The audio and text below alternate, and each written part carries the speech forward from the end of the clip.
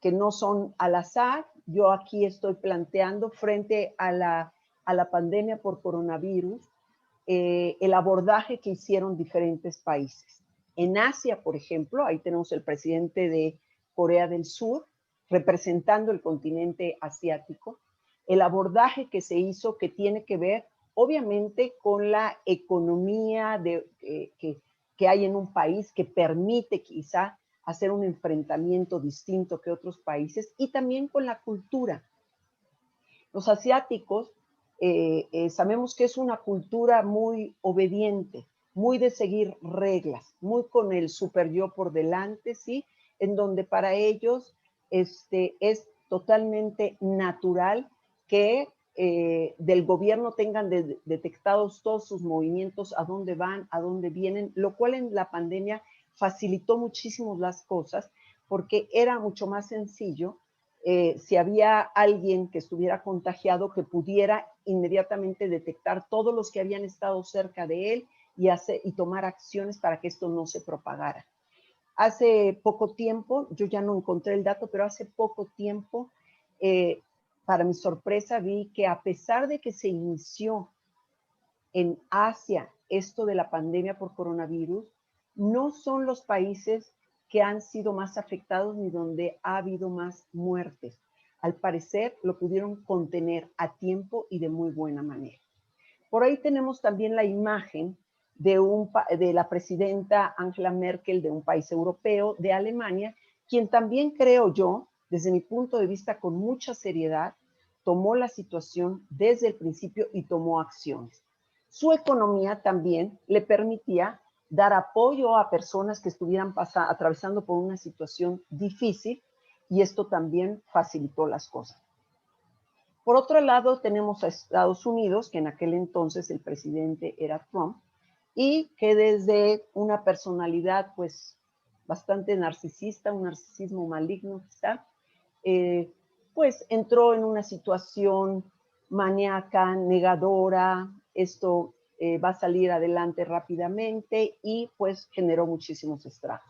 Estoy aquí mencionando Asia, Europa y América del Norte.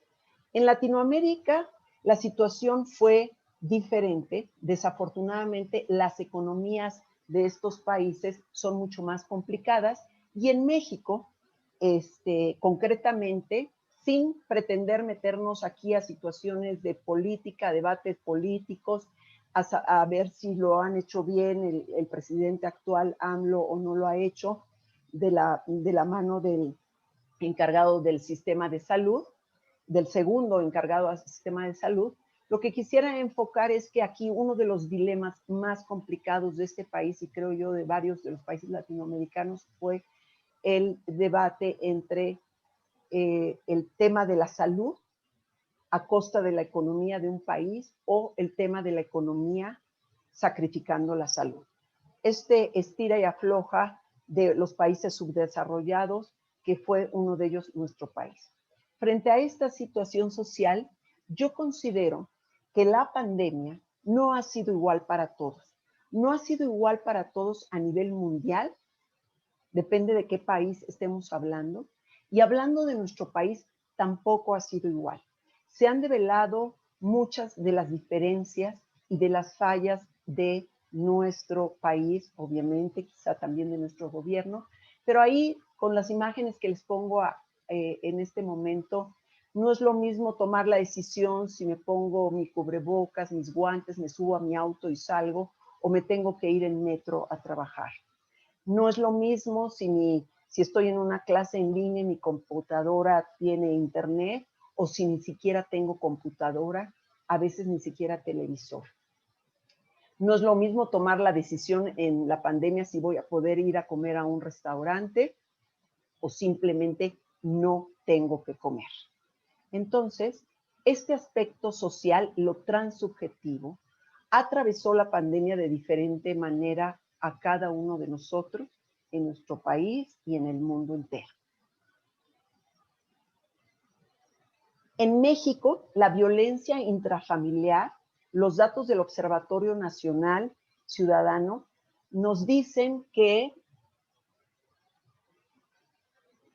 nos dicen que durante el primer semestre del 2020 se registraron 6 carpetas de violencia familiar. 6 carpetas implica con respecto a cualquier otra situación que se tuviera que atender, secuestro, narcotráfico, asaltos, cualquier otro tipo, crímenes, no alcanzaba la cantidad de carpetas que se estaban abriendo día con día sobre el tema de violencia familiar. Se determina, de acuerdo al Observatorio Nacional Ciudadano, que el confinamiento es un agravante de la violencia familiar, que los factores socioeconómicos y culturales son condicionantes que predisponen este tipo de problema y que las agresiones son dirigidas principalmente en contra de mujeres, niños y personas de la tercera edad.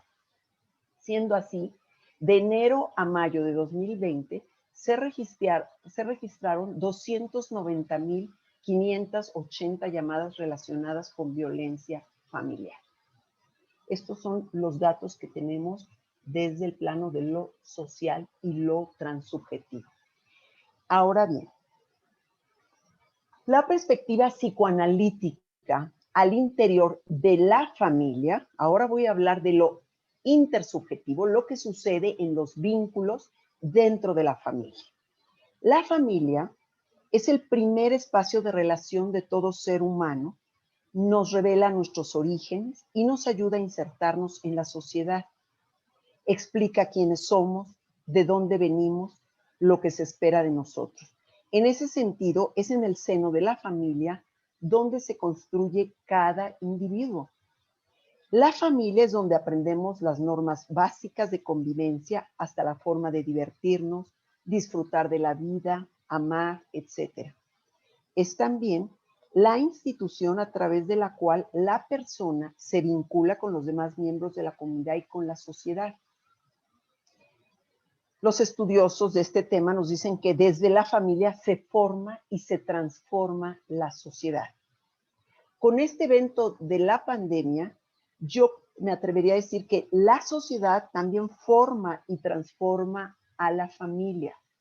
Es decir, no es lo mismo vivir en pandemia en un país en donde sentimos que el gobierno, que el presidente que nos sostiene, nos da seguridad, en un país que nuestra economía soporta vivir esta situación de crisis tan complicada, que un país que no tiene esas condiciones como sería el nuestro.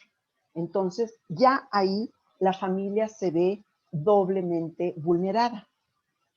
Ahora bien, el psicoanálisis, desde sus orígenes con Freud y posteriormente Lacan, consideran a la familia como la conocemos actualmente, porque ha tenido toda una transformación la familia a lo largo de los siglos, ¿verdad? Pero hablando de la familia como está constituida actualmente, nos dicen que es un producto de la cultura en la que se lleva a cabo el devenir del sujeto, atravesado por intercambios de rivalidad, amor, odio, celos, deseos incestuosos y criminales, que deberán ser reprimidos por una serie de leyes y prohibiciones mediante sentimientos de culpa, temores de castigo, pecado, permitiendo la condición de todos esos impulsos, lo que origina las neurosis, así como el malestar en la cultura.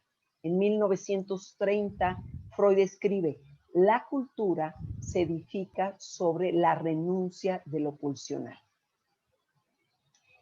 Ahora bien, este evento primario, esta renuncia de lo pulsional, que es constitutivo y estructura al sujeto, Lacan lo define como un acto que es violento y lo llama violencia primaria en cuanto a que aliena al sujeto en relación a la expresión de su carga instintual y también lo separa de la relación con el otro, dándole una posición de filiación y sexuación.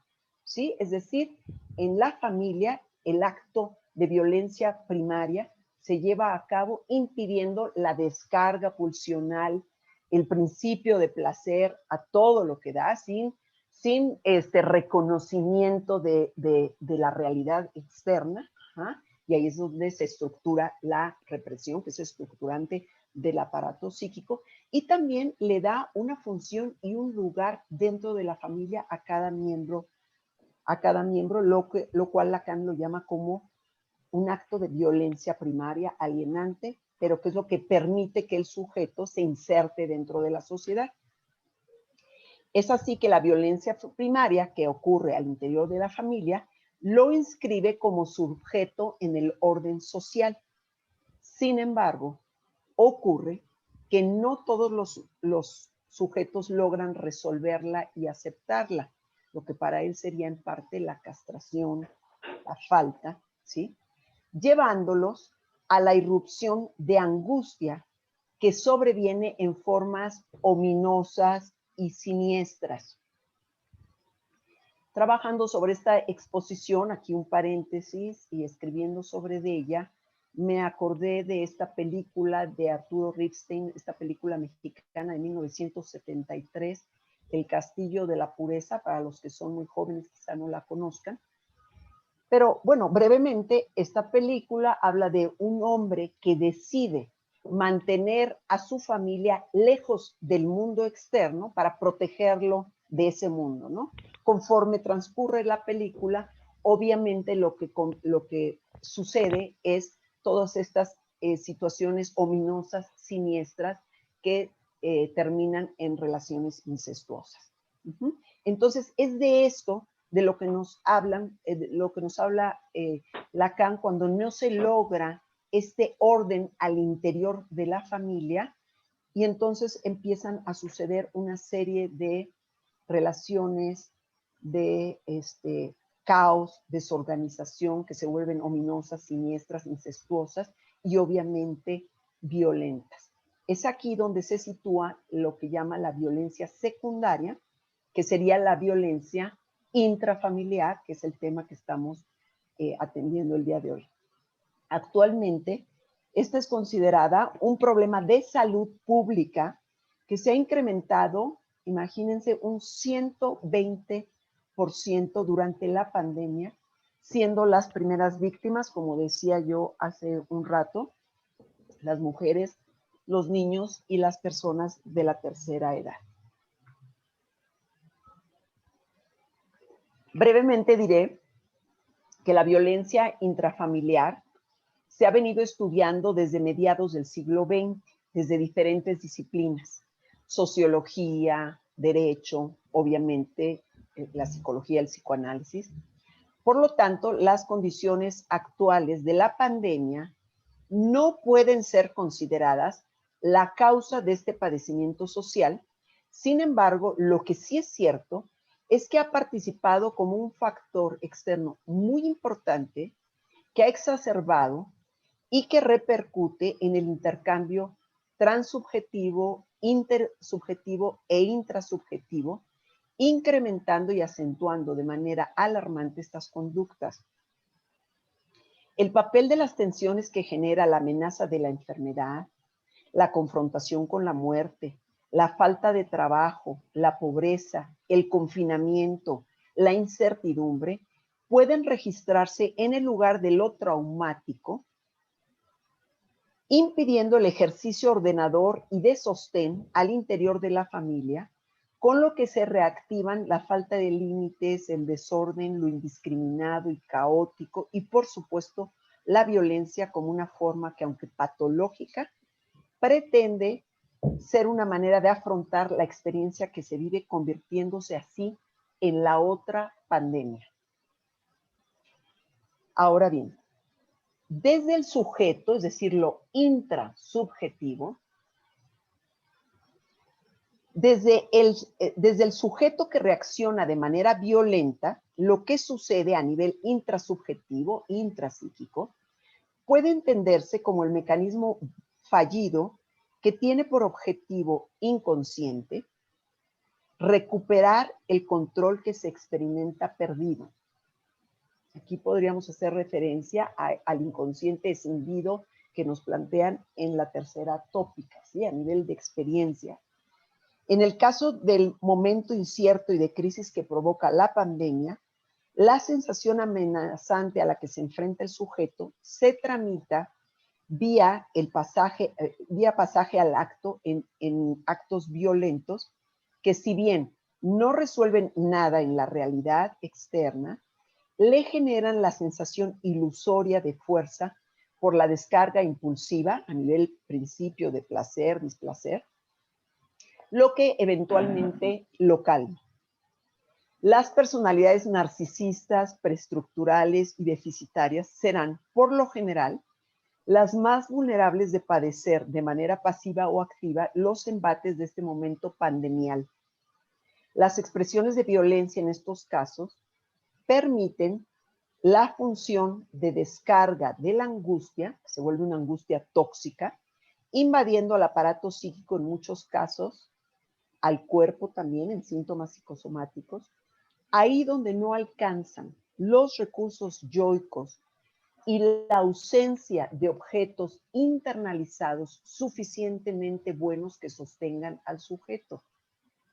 El sujeto entonces es incapaz en estos casos de hacer uso de mecanismos adaptativos más progresivos, ¿sí? Vía la mentalización, el pensamiento, la reflexión y la palabra, que dieran significado a lo que se vive sin invadir y sobrecargar al individuo. En conclusión, desde mi punto de vista, la crisis actual a nivel mundial, producto de la pandemia, desnuda las fallas, carencias, debilidades y vulnerabilidades que pudieran estar veladas en el individuo, la familia y la sociedad. Es aquí, como en cualquier otra crisis, que se ponen en juego los recursos psíquicos del individuo, pero también los recursos de la familia y las sociedades en su conjunto. Muchas gracias.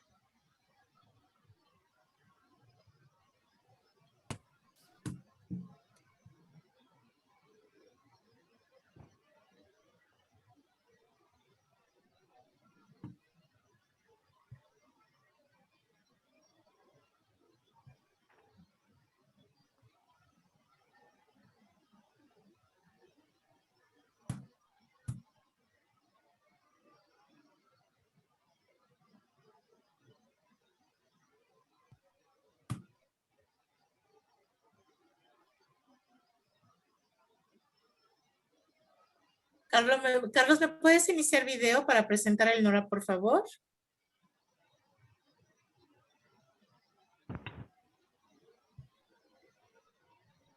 Yo no veo. Hay que dejar de compartir la pantalla de Lourdes. Sí, yo ya no estoy compartiendo, ¿eh? ¿Es la tuya? No sé esto que se ve. Aquí yo ya no estoy compartiendo.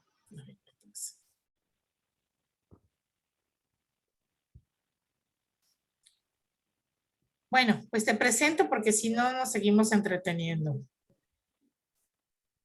Estoy con ustedes para presentar ahora a Elnora Jiménez, otra destacada colega de AMPIEP. Ella es también psicóloga clínica por la Universidad Iberoamericana. Tiene su maestría y formación como psicoanalista por la Asociación Mexicana para la Práctica, la Investigación y la Enseñanza de Psicoanálisis, AMPIEP. Es doctora en investigación psicoanalítica por parte de la Sociedad Psicoanalítica de México.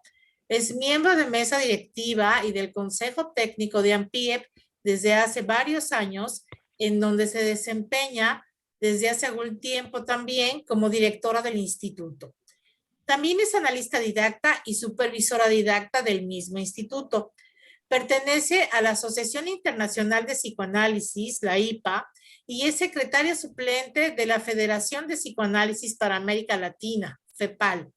Atiende además su práctica privada desde hace más de 20 años. Queda con ustedes. Adelante, por favor. ¿Podemos activarle el sonido, Elnora, por favor? Buenas noches, me da muchísimo gusto estar con todos ustedes. compartir este espacio. Lourdes, buenas noches. Es cierto que es la primera vez que presentamos juntas y sobre todo con un tema tan escalofriante y fuerte, ¿no? Y tan actual por todo lo que estamos viviendo.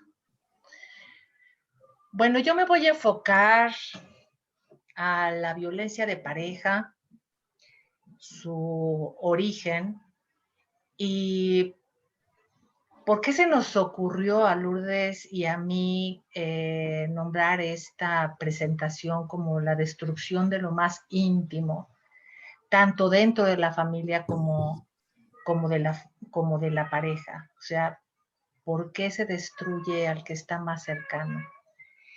¿Y qué estamos en realidad destruyendo, ¿no? Como parte de nosotros. Voy a iniciar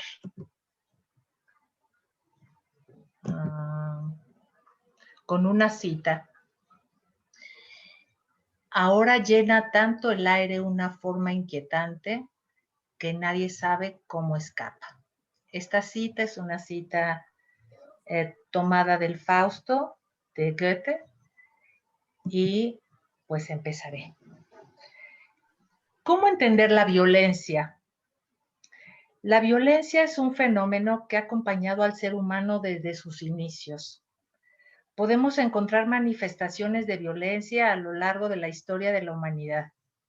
Lo anterior nos lleva a pensar que la violencia es intrínseca al ser humano. El hombre como especie se ha debatido desde el inicio entre construir e ir hacia la vida o destruir e ir hacia la muerte.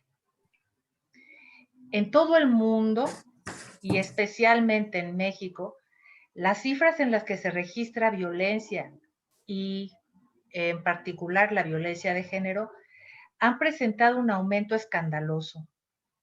Una hipótesis sobre esta curva que hay de un aumento es que tal vez se deba a que desde la segunda mitad del siglo XX se han evidenciado las denuncias de los terrores que se viven en la intimidad. Nombrar esta problemática ha obligado a varias disciplinas a escuchar el dolor acallado y a abordar esta situación desde su marco teórico de referencia en un intento en ocasiones fallido de detener la desmentida y derrumbar la normalización. Lograr un entendimiento sobre la violencia doméstica implica sumergirnos en la complejidad del horror sin palabras. Implica comprender la singularidad del acontecimiento que despierta la violencia, ahondar en su fenomenología. Solo así podremos comprender algunas secuencias de inteligibilidad difícilmente transportables a otros contextos, a distintas situaciones o a diferentes parejas. Como señala José Blecher, la psicología de la conducta solo es comprensible en situación, definiendo el ámbito y contexto donde ella se produce. Con lo anterior, quiero enfatizar que cada pareja es única y su dinámica singular y propia, por lo que es difícil hablar de la violencia de pareja en una manera general.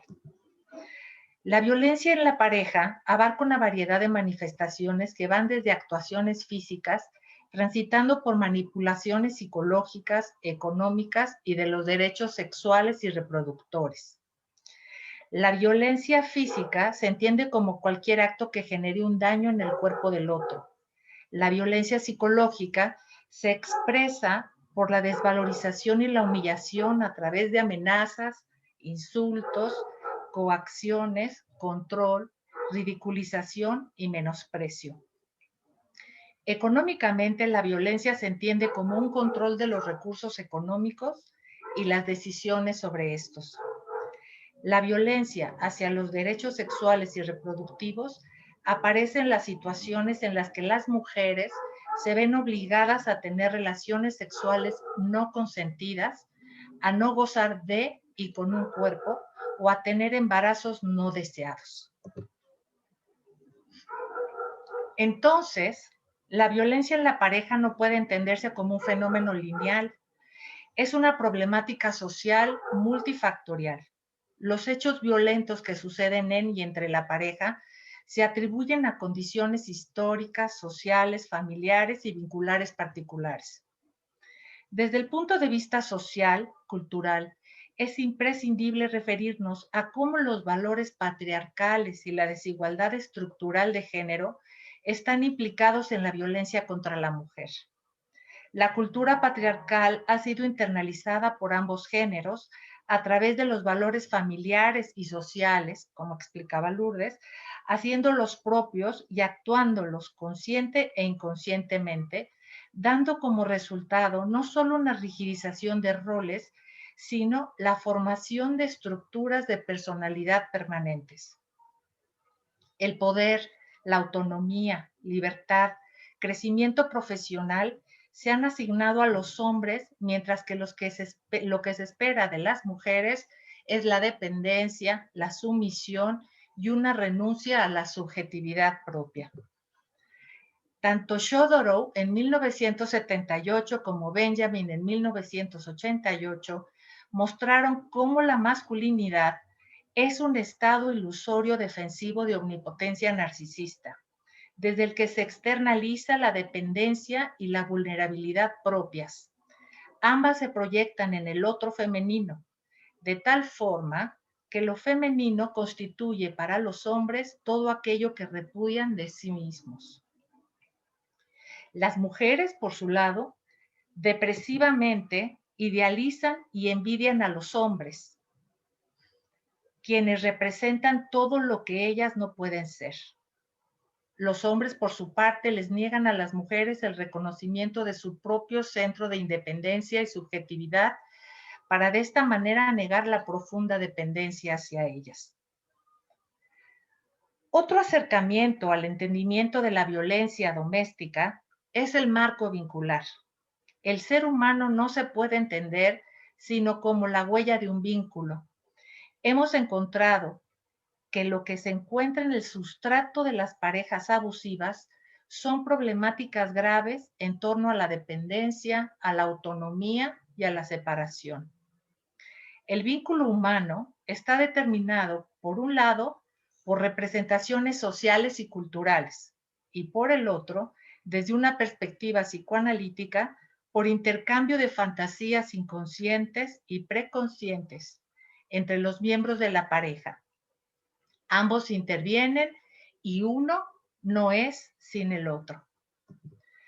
Puget y Bernstein, en 1977, definieron la violencia como aquella acción destructiva que anula al otro, lo deja impotente y a merced de mi propio deseo. Para ellos la violencia es una acción desvinculante, de carácter aniquilador, destructor e impositivo, que ejerce la voluntad del yo a otro, anulando su capacidad de pensar y creándole un agujero mental. La persona violentada se aliena.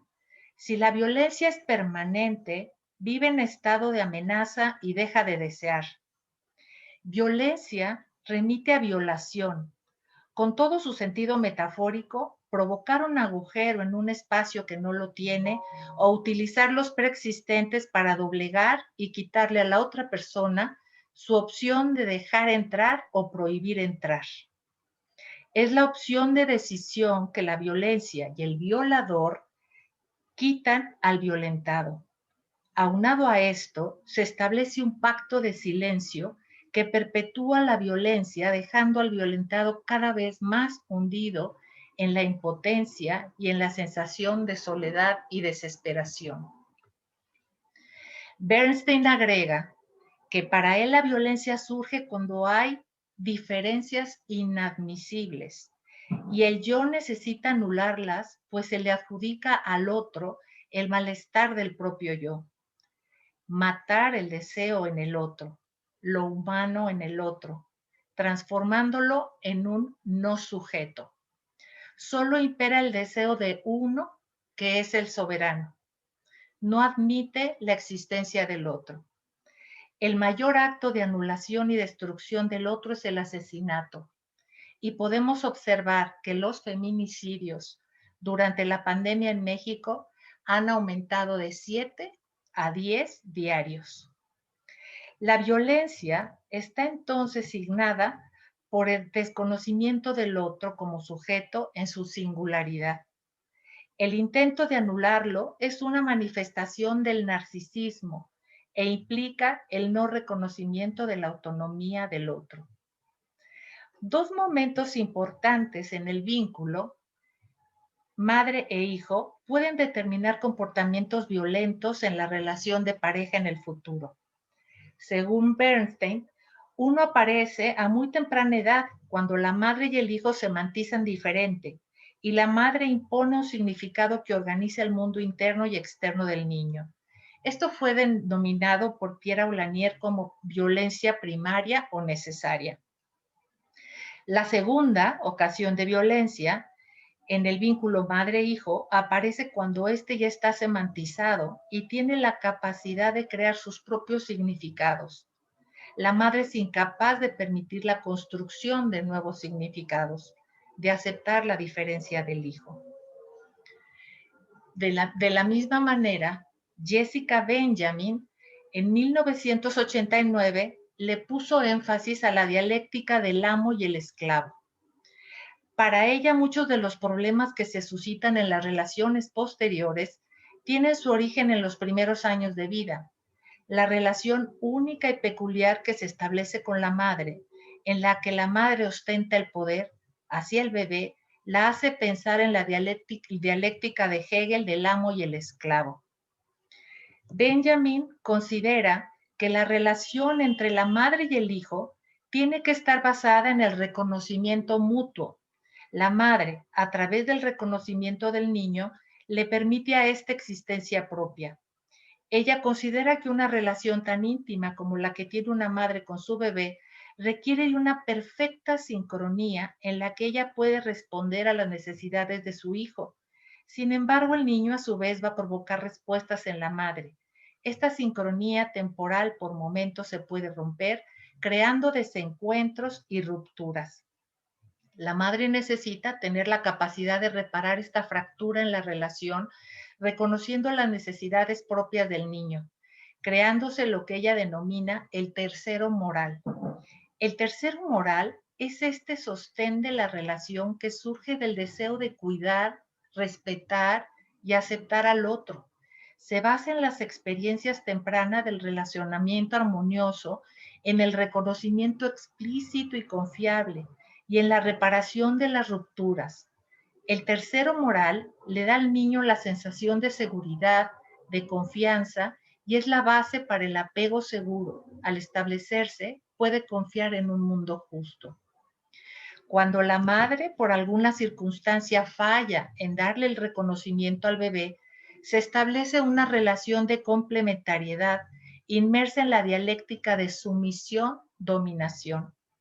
En esta dialéctica no hay reconocimiento del otro como separado individual. Se niega su existencia como sujeto. La madre se impone y domina al niño, o bien la madre desaparece para el niño. En este último caso, si la madre falla en darle reconocimiento a ese sí mismo naciente, incipiente, provoca en el bebé una caída inevitable en la omnipotencia, renunciando a la otredad. El reconocimiento del otro implica un problema, como señala Cascarri en 1992, porque sugiere cuando te encuentras con alguien más si habrá paz o guerra, una lucha por triunfar y aniquilar o una negociación de diferencias. Para Benjamin, la rabia es el resultado cuando la lucha por el reconocimiento resulta frustrado. Esta situación se congela y prevalece por el resto de la vida, lo que se actúa permanentemente en las relaciones de pareja.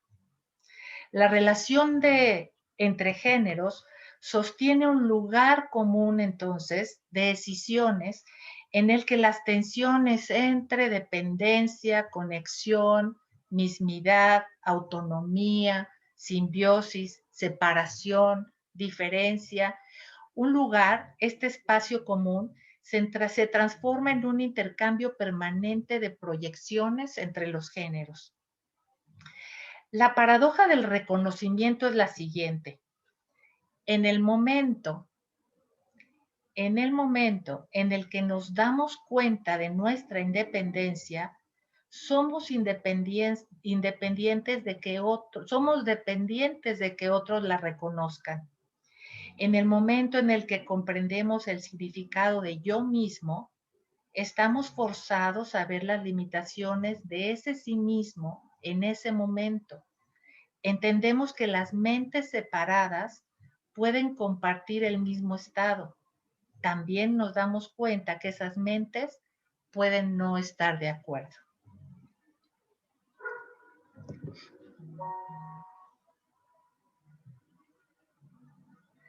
En este sentido, Janine Puget habla de que 2 no es la suma de 1 más 1.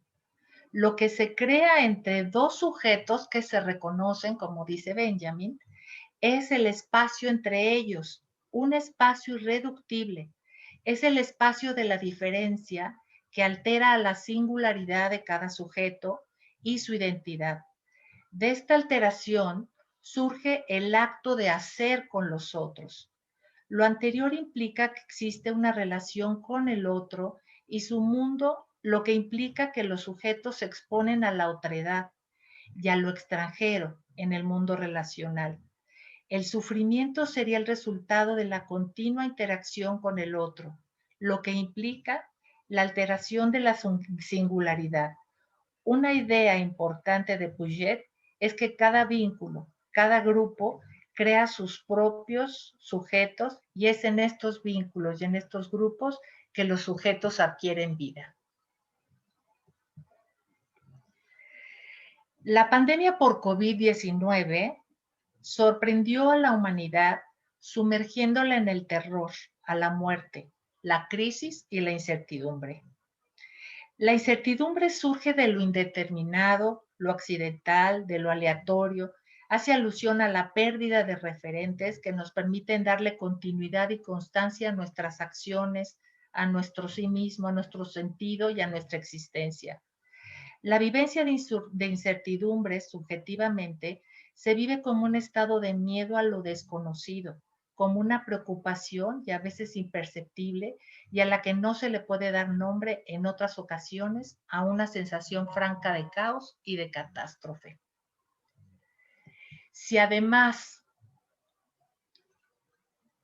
de toda esta historia particular de relación con la madre que se puede repetir con la pareja, toda la internalización que tenemos de la cultura, nos enfrentamos además a una situación externa que es adversa, entonces eso va a estresar, como dijo Lourdes, la psique de todos.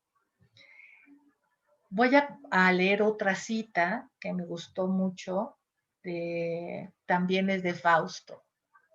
Mi paz se ha ido, me pesa el corazón, mi pobre cabeza enloquecido, mi pobre mente está hecha pedazos.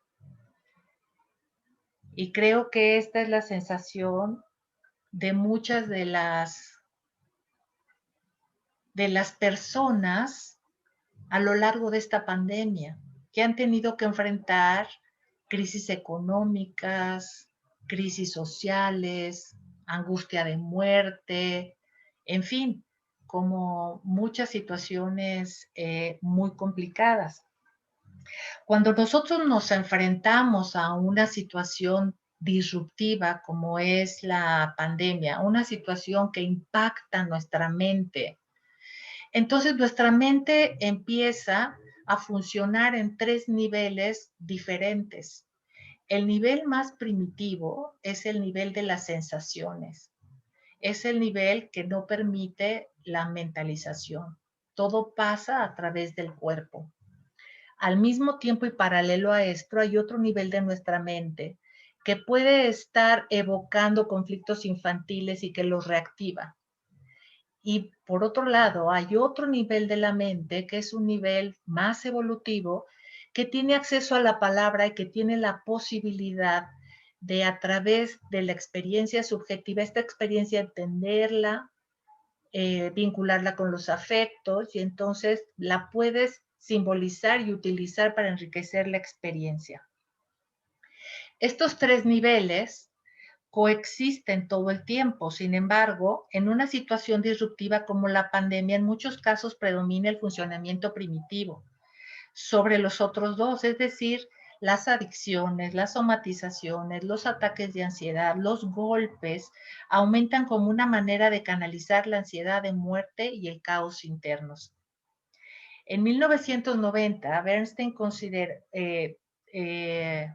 dijo que se presentan dos tipos de violencia en la pareja: la violencia psicopática, que funciona en un nivel paralingüístico, que es no verbal y que es implícito, pero muy, muy penetrante y está encaminado a manipular al otro.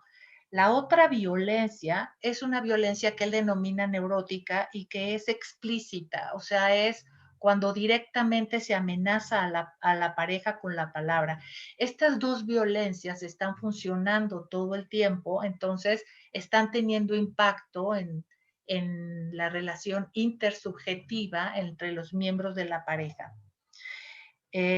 Aunque la violencia, por diferencia en la semantización, se presenta principalmente en la relación madre-hijo, también tiene lugar en el enamoramiento, es decir, tiene un lugar en la relación de pareja, donde se produce inicialmente un ilusorio borramiento de los significados diferentes, es decir, la fantasía en el enamoramiento es de fusión, como es la fusión del niño con la madre.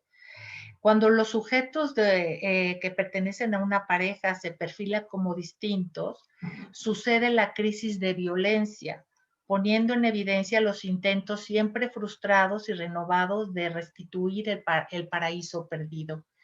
Entonces, en una situación como la pandemia, cuando hay tanta amenaza de muerte, pues muchas veces la pareja lo que hace es tratar otra vez de refugiarse en la falta de diferencia. Es como si hubiera un movimiento regresivo en donde existe la fantasía de fusión, y cuando aparece el otro diferente, entonces simplemente no se acepta. Y la respuesta es el estallido abrupto de violencia y de rabia. En términos de René Caes, en la transmisión, en este tipo de transmisión hay un borramiento de los límites del sujeto y no existe un espacio para poder metabolizar, transcribir las experiencias subjetivas, y predomina la puesta en acto. Es decir, que aunado a lo internalizado en la cultura patriarcal, a la historia vincular de cada sujeto, tenemos que entender también el movimiento regresivo, ¿sí?, que avasalla la personalidad. Es decir, en estas circunstancias, la amenaza de muerte se ha tornado intolerable, y en la intimidad de los hogares, la fragilidad y la vulnerabilidad se ha vuelto insoportable. Frente a la sensación de derrumbe inminente, en muchos casos la única salida para sobrevivir al recrudecimiento es el recrudecimiento de la omnipotencia narcisista. Ese espacio entre dos del que habla Janine Puget, que permitía el intercambio con la pareja, se colapsa y se produce el borramiento completo del otro. La mujer queda reducida en muchas ocasiones a cosa. Puede llegar a ser una esclava manipulable sin voz, una pertenencia. El tercero moral que protegía a la pareja se desdibuja también, y entonces pueden llegarse a dar episodios como: la mato porque es mía, porque ya no es una persona, porque es una parte de mí, una cosa sin vida propia. La pandemia entonces pues ha puesto a prueba el funcionamiento armonioso de la pareja y está provocando fracturas, regresiones. El encierro favorece este borramiento de límites y ha promovido la pérdida también de realidad. La percepción del espacio temporoespacial también se ha perdido y la autopercepción ha cambiado. Entonces, en este retiro, en donde todos están metidos en casa, la conexión es con la computadora, la realidad se ve más lejana, todo favorece para movimientos regresivos que pueden contribuir al borramiento del otro.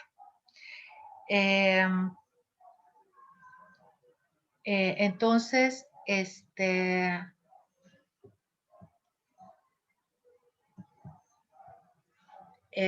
es todo.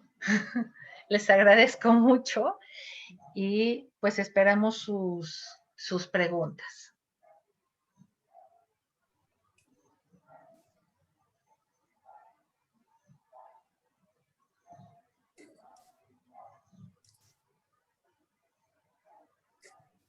Muchas gracias a las dos. Sus conversaciones fueron muy interesantes. Nos aclaran mucho de lo que está sucediendo. Vamos a proceder a las preguntas y para eso les recuerdo que por favor pongan sus preguntas en el chat para que se les puedan transmitir a Elnora y a Lourdes, que con mucho gusto las van a contestar.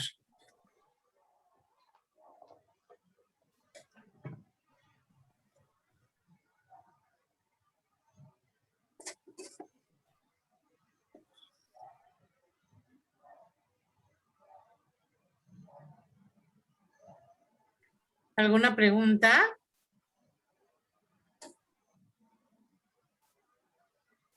¿Sí me están escuchando? ¿Ustedes me están escuchando?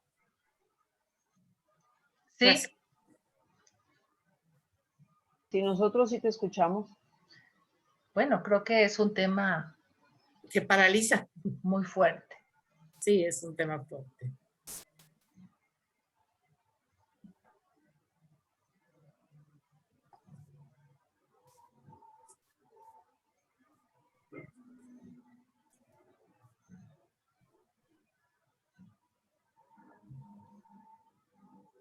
Yo podría iniciar preguntándoles a cualquiera de las dos qué fue lo que más les impactó de actualizar este tema de la violencia en términos de la cuarentena y la pandemia, ¿no? Porque yo recuerdo desde la licenciatura como pues nos decían que aún los animales que viven en espacios cerrados, como en los zoológicos o con espacios reducidos, pues se aumenta la violencia, ¿no? Desde lo social y su explicación psicoanalítica lo emplea. ¿Qué fue lo que les llamó la atención a ustedes, lo que les impactó en ese sentido? De hace más de 20 años. Queda con ustedes. Adelante, por favor, Kenia, ¿no? Porque... Bueno, a ver, no sé, comienzo yo más que impactar en sí, yo creo que le dio orden y explicación a esta situación, al incremento avasallante, decía yo, de un 120% de casos han aumentado, y cómo estos eventos críticos que se viven, como se ha mencionado, entran dentro de lo que puede ser traumático, y pone a prueba el aparato psíquico del individuo, la familia, que si de por sí ya ha venido funcionando desde esta dificultad de ver al otro, como lo tocó Elnora y lo mencionaba yo, ver al otro como alguien separado, se vienen todos estos procesos primitivos de funcionamiento y que, aclaro, son adaptativos de una manera patológica, pero es con lo que cuenta el individuo en esos pocos recursos, con lo que cuenta el grupo familiar, y que se vuelve exponencial también cuando la contención a nivel social está pobremente construida, ¿no? Entonces aquí como que tenemos los tres espacios psíquicos interactuando, lo social, lo familiar y lo individual, es decir, lo transubjetivo, lo intersubjetivo y lo intrasubjetivo que tocamos las dos, cómo interactúan de una manera que puede ser verdaderamente preocupante. De ahí que se vengan todos estos aumentos exponenciales. Gracias, Lourdes. Tenemos ya algunos comentarios. Teresa Hamilton las felicita mucho. Cristina Oñate también dice que felicidades y que su exposición ha sido muy completa y profunda. Reina Paniagua felicita a los ponentes y pregunta que dado que vivimos en este país con 10 mujeres asesinadas, ¿no sería enriquecedor en cuanto a la relación madre-hijo contemplar que esa relación está atravesada aquí dice Valencia, yo creo, no sé si será violencia patriarcal? No, es Valencia. Valencia patriarcal que anula el deseo de la mujer. Claro. Mujer que es la madre.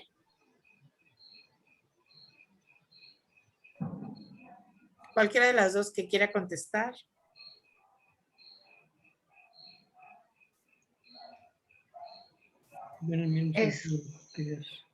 Es que creo que cuando yo hablaba de la cultura patriarcal, tanto hombres como mujeres estamos atravesados por la cultura patriarcal y la relación madre-hijo está atravesada por la cultura patriarcal.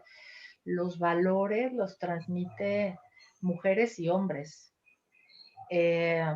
porque los internalizamos, los mamamos en la leche, ¿no? O sea, me parece que aprendemos, nos identificamos con madres que muchas veces son sumisas, ¿no? Vemos el maltrato me llegó la denuncia de niñas que venden en Chiapas y los testimonios de estas mujeres terribles. Es un maltrato brutal, entonces, en donde los hombres en muchas ocasiones, porque también están atravesados por la cultura patriarcal y tienen madres, ¿no? En esta relación se da también. O sea, yo creo que, por supuesto, que ahí está también el patriarcado, ¿no? La relación madre-hijo. Estas niñas decían que las madres muchas veces también son las que las venden. Ellas las venden por un burro, por una vaca, por tierra, por gallinas. Y al venderlas son cosas, ¿no? Violables, golpeables, son esclavas. Entonces, claro que ahí está también la cultura patriarcal. Yo quisiera agregar en ese sentido a esto que menciona el Nora, que el problema de violencia intrafamiliar se da en el que ejecuta la violencia, el violentador, pero también quien pasivamente la recibe, la asume de una manera sintónica, la ha normalizado como una manera de ser y de estar con el otro. El clásico pégame pero no me dejes, ¿no? En una necesidad de estar juntos, simbiotizados, porque la separación es todavía más dolorosa que el golpe o el maltrato que se reciba. Entonces es un problema de todos los participantes.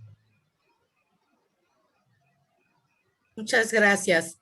María Teresa Hamilton les pregunta sobre qué opinan sobre las detenciones de los feminicidas, por ejemplo, el de Atizapán. Muchas felicidades por el evento. Bueno, yo pensaría que todo este movimiento que se ha venido dando contra la violencia de género, el nombrarla, el denunciarla y el castigarla es sumamente importante. Ojalá también a esto se agregue el educar a hombres y mujeres en la manera de relacionarse, porque nos hemos enfocado mucho en estos hombres que violentan, pero insisto en que las mujeres también participan y permiten. Hace tiempo, una adolescente, estaba muy preocupada porque es una breve viñeta muy sencilla, pero un adolescente que iba a ir a un baile de su escuela y estaba haciendo una invitación para mandársela al amigo con el que quería ir, al amigo, sí, era su amigo al que se la iba a dar. Cuando él pasa por ahí, la ve, estaba en su escuela, en su salón de clases haciendo la invitación, pasa, él la ve y le dice, ¿para quién estás haciendo esto? ¿Es para mí? Guácala, qué asco, ni se te ocurra invitar. A la niña la llaman a la dirección de la escuela porque la ven llorando y le preguntan qué es lo que pasó. Y ella con mucha dificultad finalmente dice, no, pues es que pasó esto, hice la invitación, pasó mi amigo, me dijo, guácala, qué asco, no se te ocurre invitarme. Entonces le decían, bueno, pues entonces va a haber una sanción para el niño. Y la niña lloraba peor y decía, no, por favor, no, porque me va a dejar de hablar, es mi amigo, yo lo quiero mucho. Y en todo caso que me castiguen a mí, porque por haberme visto llorando ahí, ahora lo van a castigar a él.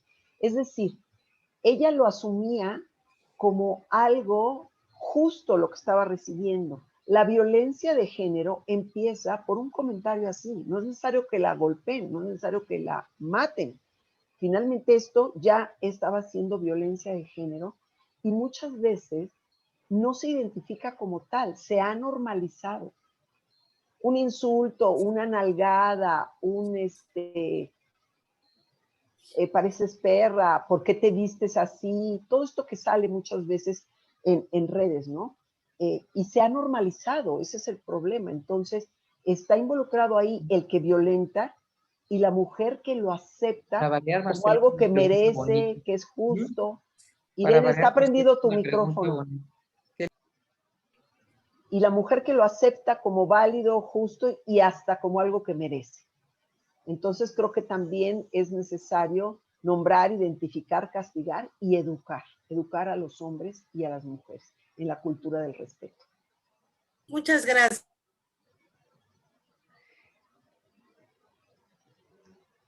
A mí me parece que es, además de esto que dices, Lourdes, es como el empezar a ponerle nombre a lo que pasa, porque es tal la necesidad de reconocimiento de la mujer y me parece que en ocasiones es como tal la necesidad de reconocimiento. Cuando falla el reconocimiento de la madre y no tiene el reconocimiento del padre por esta cultura patriarcal donde las mujeres en muchas ocasiones no son valiosas, entonces la mujer necesita ser reconocida todo el tiempo y esto la empuja al pacto de silencio.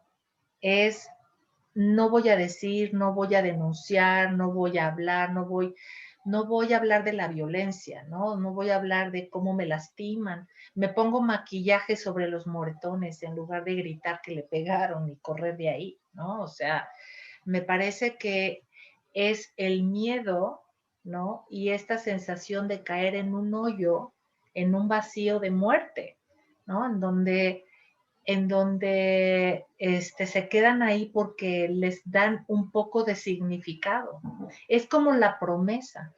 A veces en estos círculos o en estos ciclos de violencia donde los hombres golpean a las mujeres y después les ruegan el perdón porque ellos también necesitan a estas mujeres y luego vuelven a golpear a la mujer y la mujer vuelve a caer como en esta promesa del paraíso perdido, ¿no? Y se establece este círculo en donde viene la violencia, vienen los golpes, viene el silencio y viene el perdón, ¿no? Y viene la expectativa, el deseo, ¿no? Que nunca llega. Muchísimas gracias. Hacen una pregunta aquí interesante también. ¿Por qué las mujeres se emparejan con hombres violentos?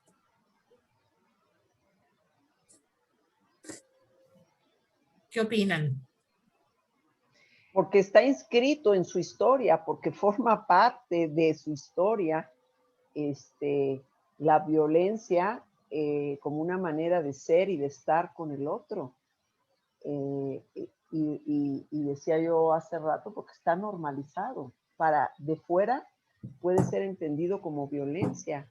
Internamente está el perdón, la justificación, es que me quiere mucho, por eso me controla, porque me quiere. Un amor en donde lo agresivo se ha sexualizado, ¿no? En donde la violencia es entendida como amor. Uno de los ejemplos sería: me controla porque me quiere mucho, me cela de esta manera porque me quiere. Entonces, el problema por eso es del hombre violento y de la mujer, que necesita trabajar mucho internamente para identificar y ponerle nombre a eso que se llama violencia. Y complementando un poco lo que dice Lourdes, me parece que la cultura patriarcal le impide a la mujer la expresión de la violencia. Las mujeres tenemos que ser buenitas, las mujeres tenemos que ser abnegadas, buenas madres, buenas hijas, buenas esposas, buenas. Entonces, toda la violencia, ¿sí? Hay una enorme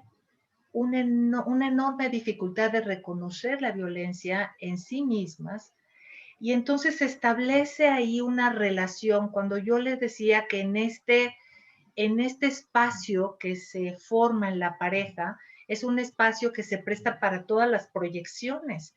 Entonces las mujeres, claro que si no se pueden aceptar a sí mismas, porque tienen que ser la Virgencita de Guadalupe, no pueden aceptarse a sí mismas violentas, enojadas, entonces necesitan a un otro que sea el violento. Y entonces depositan ahí toda la violencia y se establecen estas relaciones que a veces son muy difíciles de trabajar en tratamientos, porque mientras las mujeres no se hagan cargo de su enojo y se acepten como seres humanos que pueden enojarse y que tienen derecho a enojarse, entonces pues siguen siendo las buenas, ¿no? Y necesitan al matón al lado, pero ellas van a ser las víctimas, ellas van a ser las que no pegan en ocasiones, ¿no? Porque también hay mujeres que golpean, también hay mujeres que juegan el otro rol. Entonces creo que se juegan estas dos partes. Por un lado está este mecanismo de identificación proyectiva, no reconocer la violencia propia, y que también pueden venir como de historias en donde ya traen familias violentas donde el padre le pega a la madre, y entonces es absolutamente normalizado. Y se vinculan con un hombre violento que en el fondo necesita mucho una mamá, pero que está defensivamente ahí parado en el narcisismo, y por eso manipula, golpea, pero también tiene mucho miedo de que lo abandonen, ¿no? Niveles, ¿no? Por ahí había una pregunta de este feminicida de Atizapán. Bueno, pues eso ya está mezclado con locura, ¿no? Descuartizar mujeres, desollarlas, quitarles la cabellera, pues está hablando ya de procesos muchísimo más fragmentados, ¿no? Pensaba ahorita, nada más para agregar, escuchando a Enora, este libro de los cautiverios de las mujeres que escribe Marcela Lagarde, en donde, bueno, a nivel social y cultural, la identidad de la mujer está inscrita en esta serie de roles que se nos han asignado, ¿no? Ser mujer es ser buena, es ser sumisa, es ser sometida, sin voz, existiendo a través del otro, y solamente si el otro lo permite. Entonces es todo un tratado que ella hace, es una tesis doctoral de antropología, pero a fin de cuentas describe toda esta parte social y cultural de cómo se inscribe la identidad de la mujer de una manera normalizada, ¿no? Muchas gracias. Aquí hay otra pregunta que va en esta línea porque dice, ¿por qué ocultan a sus familiares y amigos la violencia que viven con sus maltratadores?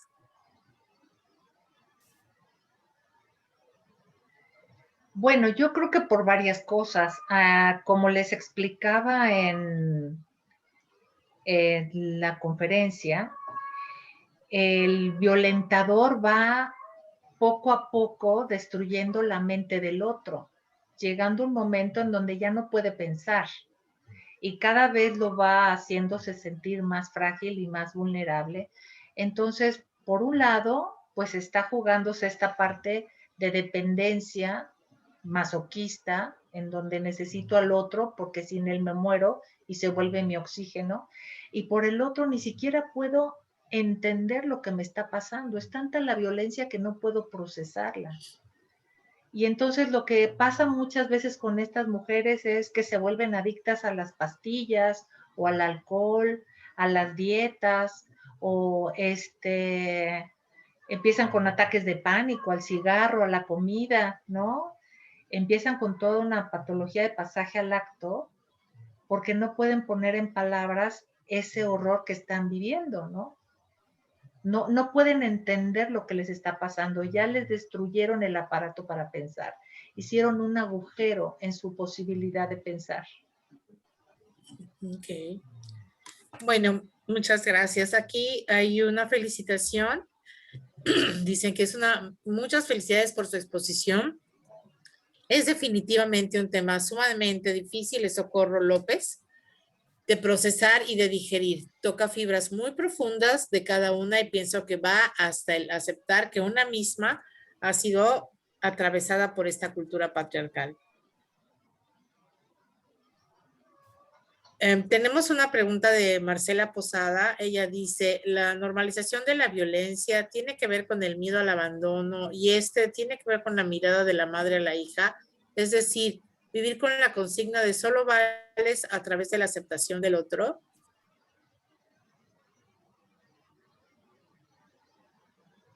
¿Quieres contestar, Lourdes?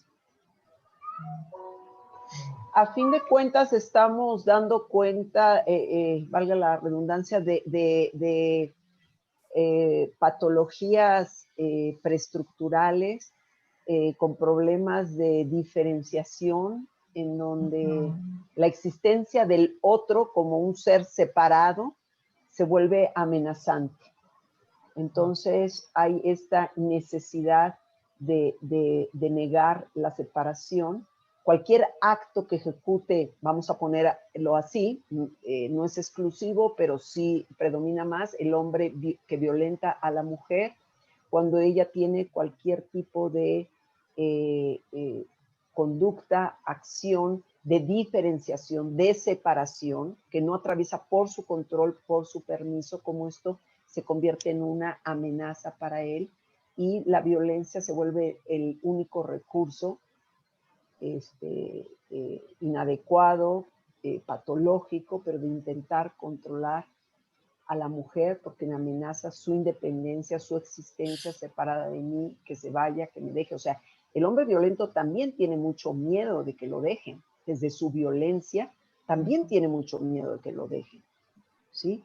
Y la mujer no entiende su existencia sin él. Entonces, aunque la golpea, aunque la controle, pero depende, a veces depende inclusive económicamente, no siempre es económico esto, pero sobre todo depende a nivel de su identidad personal que está atravesada por el otro también, ¿no? Que es lo que de diferente manera tocamos Elnora y yo cuando yo mencionaba cómo se habla en la familia de la violencia primaria, que pone límites a la expresión de los impulsos y da funciones, roles dentro de la familia, y cómo esto se ve afectado cuando no se aceptan esos límites y esa diferencia del otro.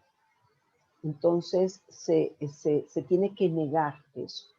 Y se niega a través de la violencia como un recurso muy, muy básico, muy precario, ¿no? Gracias, Lourdes. Aquí habla también, Asis Rojo pregunta, ¿cuál es el perfil o conductas de las mujeres que crean hombres violentos?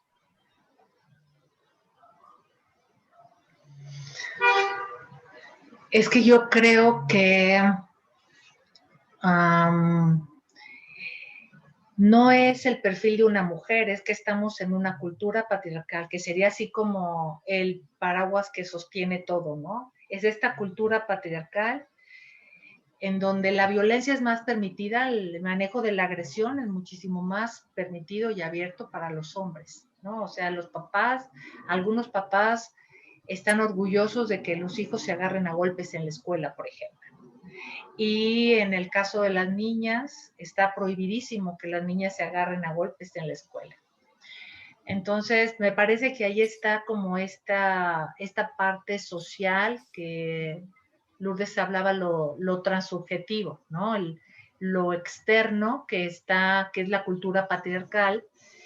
Entonces, me parece que eso, pues, se va a estar transmitiendo en casa todo el tiempo, ¿no? La madre va a transmitir esto de alguna manera. Yo les decía en la conferencia, les hablaba de cómo Benjamin, ella lo que dice es que en el momento en que una madre no puede tener el reconocimiento del hijo, el hijo entonces tiene una retirada narcisista, y esta retirada narcisista implica de aquí en adelante no reconozco al otro.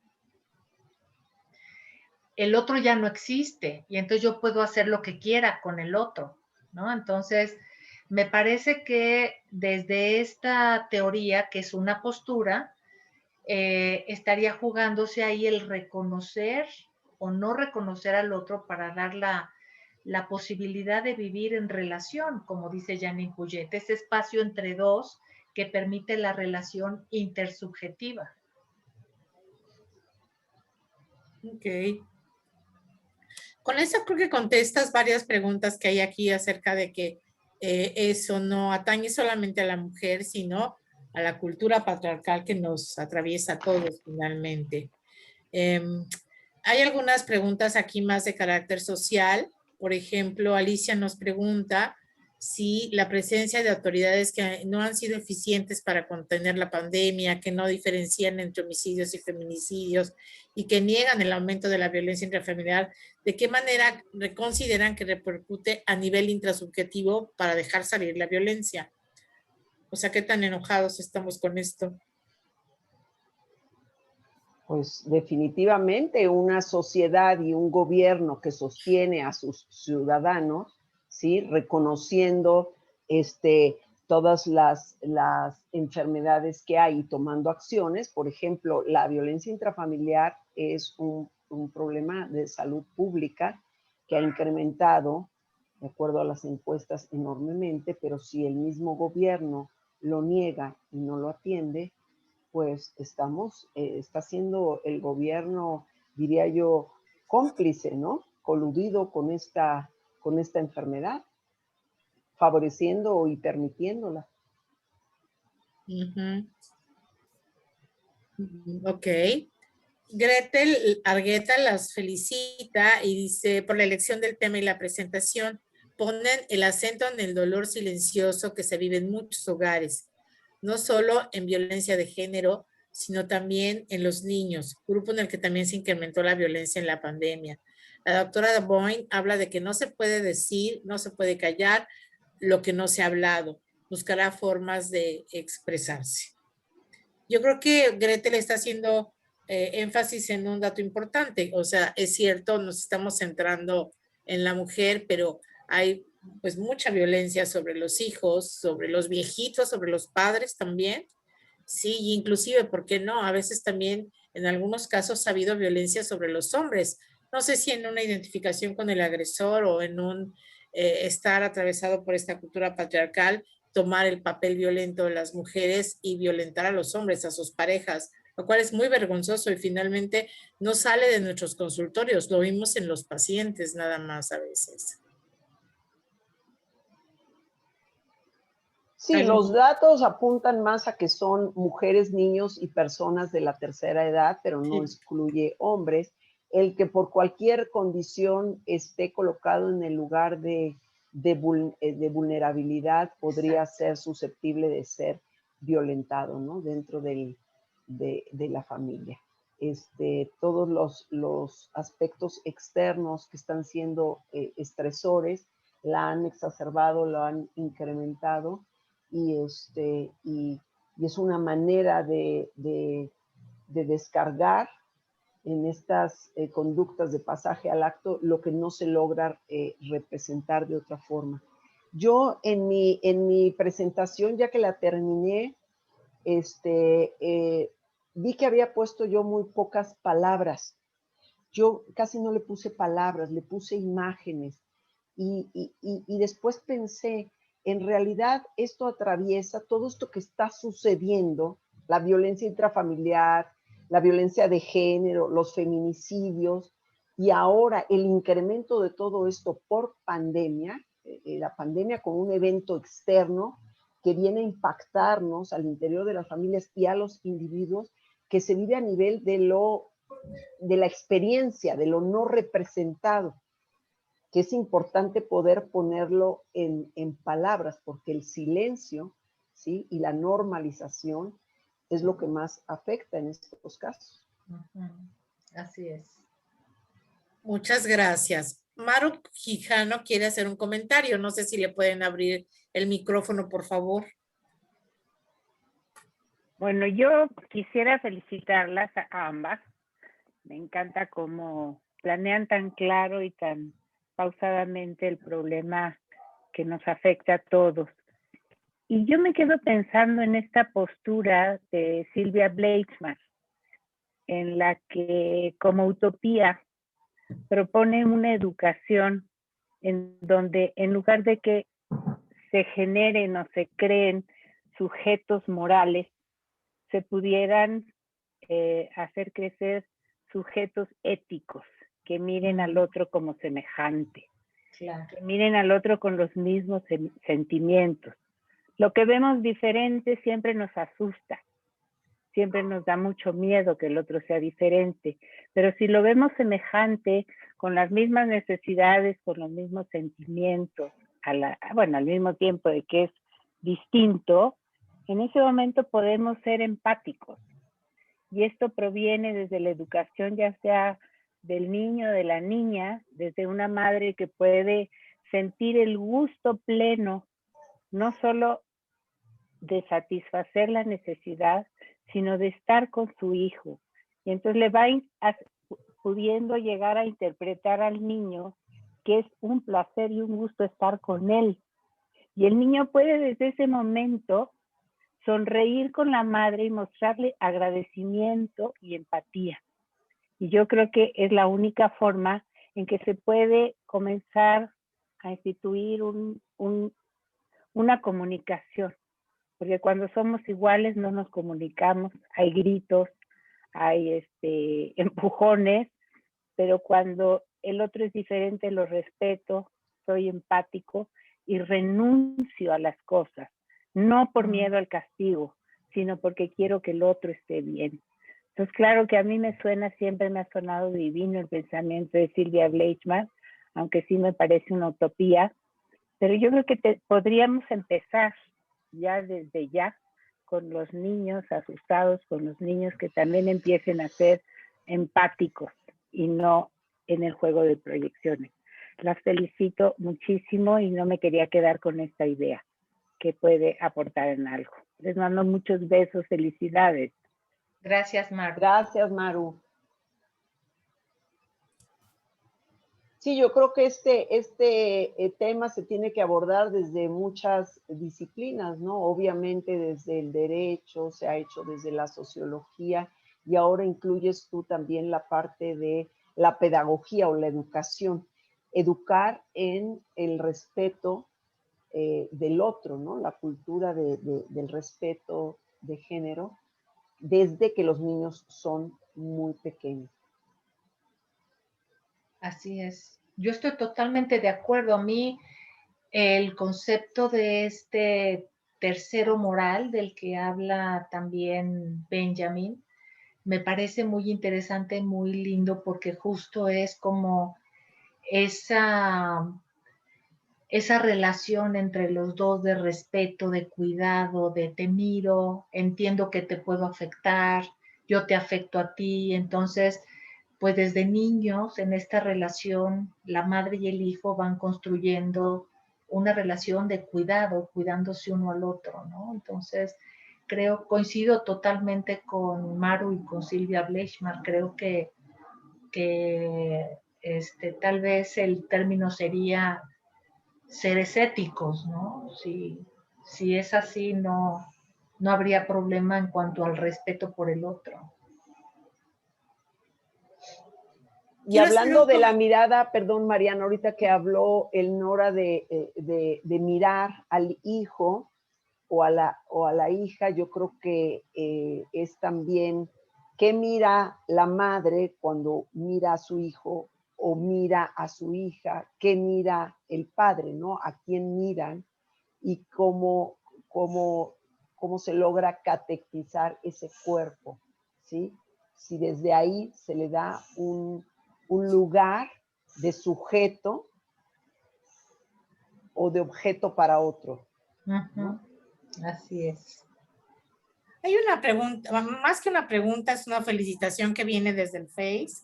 Karina Zúñiga felicita a sus maestras y comenta que la violencia está introyectada y la vemos en frases tan populares como la que ustedes mencionaron de pégame y no me dejes. Hay algunas preguntas también que van un poco ya hacia lo político. Por ejemplo, María Teresa Hamilton comenta que un gobierno que no protege a sus ciudadanos es perverso. Astrid Rojo piensa que debería de haber leyes y formas, que qué piensan de las leyes y las formas en que el gobierno trata de erradicar la violencia. ¿Creen que hacen falta programas, leyes o algo para evitar que una mujer llegue a la muerte por sus agresores?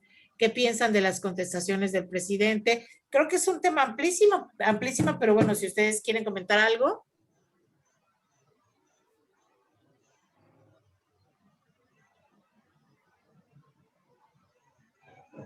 Estamos en el tema de la política, un poco en casa del jabonero. Pues bueno, yo sí creo que de base está esto que mencionaba Maru, ¿no? Que retomó también Lourdes de la mirada, en donde desde casa puedes empezar a permitirle al otro surgir, ¿no? Y relacionarte con él. Indudablemente desde el gobierno tendría que haber programas de protección para las mujeres violentadas, para los niños violentados, programas de asistencia para los hombres y las mujeres violentas. Pero bueno, pues son temas políticos. El gobierno tendrá sus prioridades de por qué no destina dinero a programas como estos que son tan necesarios, porque además la violencia ha ido en aumento porque hay mayor crisis económica, mayor crisis social, se está perdiendo el tejido social en muchos lados, entonces la gente se siente desarraigada, está perdiendo sus raíces, ¿no? Entonces, me parece que todo esto fomenta también la violencia. Entonces, antes los barrios eran muy seguros, ahora ya no hay barrios, ¿no? Claro. O sea, ya no conoces al señor de la tiendita, ¿no? Pues ya no hay tiendita. O sea, ya no hay. Entonces, creo que todo este tejido social que se va desmoronando también participa en que aumente la violencia y yo creo que sí se requerirían de programas asistenciales, por supuesto. Bueno, aquí hay agradecimientos para ustedes de parte de Eva Ruiz. Teresa Hamilton también les da las gracias. Pero hay un comentario interesante de Pamela porque dice que más allá de comunicar la mirada psicoanalítica, ¿cuáles son las acciones que como psicoanalistas están llevando a cabo para erradicar esta situación? No sé si, creo que sería muy difícil pensar que estamos tomando acciones para erradicar, pero creo que sí contribuimos desde el trabajo como psicoanalistas. Yo creo que con los pacientes, las pacientes, mostrándoles que concienticen cuando están siendo violentos, cuando están siendo violentadas, nombrarlo, que se vuelva algo distónico, no algo sintónico normalizado, que trabajen en ello, obviamente. Y bueno, la asociación también ha participado en diferentes programas también. Quizá tú les puedas comentar más, Elnora, porque tú has trabajado directamente en esto de mujeres con mujeres violentadas, ¿no? Sí, el psicoanálisis ha salido ya a la comunidad, entonces no únicamente el psicoanálisis se queda en el consultorio. Y la asociación ha participado, tiene varios programas en los que y proyectos en los que ha participado. Está ahorita, de hecho, otra vez la convocatoria del premio Raquel Berman, y la asociación participa directamente con es un premio a la resiliencia de la mujer. Entonces se trabaja, se piden historias, ¿no? Y el premio justo es para estimular a estas mujeres que teniendo historias terribles logran salir adelante. Pero también hemos trabajado con la Secretaría de la Mujer en Naucalpan, justo trabajando con el personal que trabaja directamente con la violencia. Y también hemos trabajado en CONALEP en un proyecto muy interesante con las orientadoras. El objetivo de este proyecto era la disminución del embarazo adolescente, y finalmente se trabajó con las orientadoras directamente porque también había un, nos dimos cuenta del nivel de violencia que estaban enfrentándose en las escuelas y las orientadoras en su vida personal. Entonces hemos trabajado con ellos para disminuir y entender este fenómeno de la violencia. Entonces, este proyecto de CONALEP lo trabajamos junto con las feministas. Son feministas que tienen ya una trayectoria larga como Clara Scherer, como Alejandra Latapí, como Nelia Bojorquez, que han participado en muchísimos proyectos, y ellas participan con nosotros también en el premio Raquel Berman. Y claro que nosotros estamos en contacto con la comunidad justo para trabajar con la violencia, ¿no? Uh-huh. Muchas gracias. Para cerrar, tenemos un comentario de Ari Márquez, que les agradece sus trabajos y sus reflexiones a ambas. También Astrid las felicita y la saluda nuevamente. Creo que eso es todo por hoy. En cuanto a preguntas, ¿quieren agregar algo más? ¿Hacer algún pequeño cierre? Pues creo que todos tenemos que contribuir, todos y todas, ¿no? Tenemos que contribuir para atender este problema, no romper el silencio como se ha venido haciendo, y desde nuestros espacios trabajar en ello. Es un problema que debe atenderse desde diferentes disciplinas, y todo abona para el ejercicio de una mejor convivencia de la familia y construir una mejor sociedad. No está en el gobierno, independientemente de si es bueno o malo el gobierno, está en cada uno de nosotros participar desde el lugar donde nos encontremos. Y bueno, pues yo les agradezco a todos su asistencia. Creo que este es un tema muy difícil. La violencia es complicada de simbolizar, digerir, etcétera. Salirnos de esa normalización de la violencia es difícil. Como comunidad psicoanalítica estamos abiertos, ¿no?, a trabajar con la violencia y salir a la sociedad, a los grupos sociales, y a a dar asistencia, ¿no? Entonces, creo que tenemos mucho trabajo por hacer, mucho que comprender también. O sea, indudablemente las preguntas que surgieron, nosotros tenemos respuesta y tenemos una mirada de cómo lo entendemos, pero indudablemente tenemos que entenderlo todavía a mucho mayor profundidad. Pues les agradecemos muchísimo a ustedes su trabajo, que lo hayan compartido con nosotros. Definitivamente es algo que, como ustedes mencionan, es difícil de oír, de escuchar, de digerir, de elaborar, pero es la única manera de poder mentalizarlo y salir adelante de todo esto. Y bueno, también quiero agradecer a todos los que estuvieron con nosotros. Antes de despedirnos, quiero pedirles que nos sigan la pista, que sigan con nosotros. Vamos a seguir con los ciclos de cine, más adelante les informaremos. Y también en AMPIEP, en este contacto con la comunidad, con lo social, como hemos estado, está pendiente de los temas que nos preocupan y probablemente nuestro próximo tema vaya a ir en la línea de todo lo que nos puede generar el regreso a la normalidad. Ya los mantendremos informados, esperemos que esto sea rápido. No va a ser tan fácil como queríamos, pero bueno, lo trabajaremos también. Muchísimas gracias a todos por haber estado con nosotros. Y muchas gracias, Lourdes. Gracias, Elnora. Un gusto haber estado juntas aquí. Y Sí. Marian también, muchas gracias. Y Marian. Sí, estuve en la misma generación, si lo recuerdan, ¿no? Por supuesto, las tres juntas. Me da gusto eso.